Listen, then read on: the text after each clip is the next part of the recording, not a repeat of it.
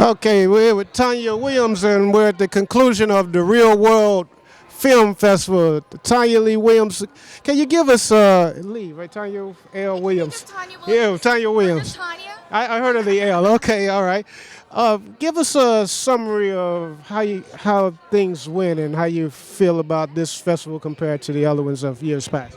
Well, this has been a fantastic festival. We have a great festival every year, and this has been 5 days of not only great films and screenings and parties, but industry series panels and networking brunches like we had today, and an awards night, and really honoring a lot of the people, especially a lot of Canadians who have done just amazing jobs in the entertainment industry.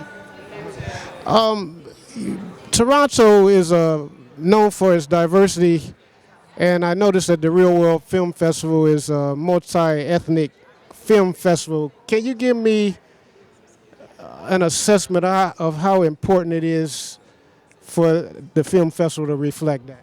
Well, you know, it's so important because Real World really is a festival that's about emerging and diverse talent. And when we talk about diversity, what we mean at Real World are from Aboriginal to Asian, Black, South Asian, Latino, multi-ethnic on every level. And I think the festival reflects that because that's our world today. I mean, we're in a global world. No longer do these borders or these countries separate us through the internet and through flying and the way that we're a melting pot on the planet. I think most of us know about other cultures. And within the city of Toronto, there's so many amazing ethnicities and cultures and languages. And it's just an amazing city to live in. And to see that reflected on the screen is really important to us. And we really hope that we can actually show the world how we all do live together.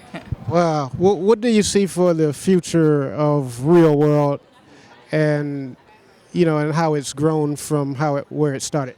Well, a lot of the filmmakers say exactly what we wanted them to. The experience that they have here at Real World is one of a real community, of support and access. You know, a lot of times you can go to some film festivals and feel like you're at the back of the bus and that, and that no one really knows you're there or how to access you. We create all our events so you can reach people and you can talk to people, and people are welcoming and very supportive. We know that we're dealing with a lot of emerging filmmakers, and we want their experience to be so positive that they really want to go forward in this industry. You have dual citizenship in the United States and the UK and Canada. Wow. Woo, blow us away. Let me ask you, what is the feeling? I'm a green carder, by the way. I'm a U.S. green carder. Wow. So you've had a chance to spend significant time in all those places. How does it feel to be of African descent in America versus being of African descent in Canada versus being of African descent in the UK? Well, you know what? Growing up, my parents are both Caribbean. So if you go down to the Caribbean islands, you won't see a more diverse group of people that live and are Caribbean people. I mean, Caribbean people hail from all over the world, from every one of the continents. So I've always been raised in a way that we are all one people living on one planet. So wherever I live, I sort of bring that to the table. It was unusual for me when I first started to live in Los Angeles, though. As in some of the places in the United States, I find it more segregated than I'm used to. It's not that the ethnicities aren't there. I just don't find that they integrate that much, and I wasn't used to that. So when there's a party at my house, I know most of my friends will comment that they've never been to a party where they see these many different ethnicities at the same location. But that's just the way I was raised, and that's just how I like to roll. Right. Which place do you feel the most at home out of those three places? I'm one of those strange. I'm a child of the world because I have a place in Paris. You know, I just like being where interesting people are, and I don't have a definition of what interesting people look like or how they sound. They're just interesting people. So as long as I remember John Patrick Shanley, who's a playwright, had said in one interview, and this was years ago and it always impacted me, they said, what is the most important thing for you in life? And he goes, a good conversation.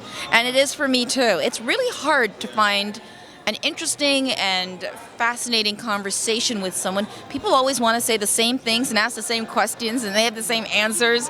So I think I need to keep on the move because I'm always in the quest of an interesting conversation. Wow. If everybody could think like Tonya, what a wonderful world this would be. All right, you watching Hiltron Bailey, EUR Web, Uptown Entertainment, CM Museum.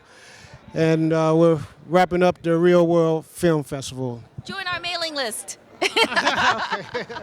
All right, excellent, Tonya. Thank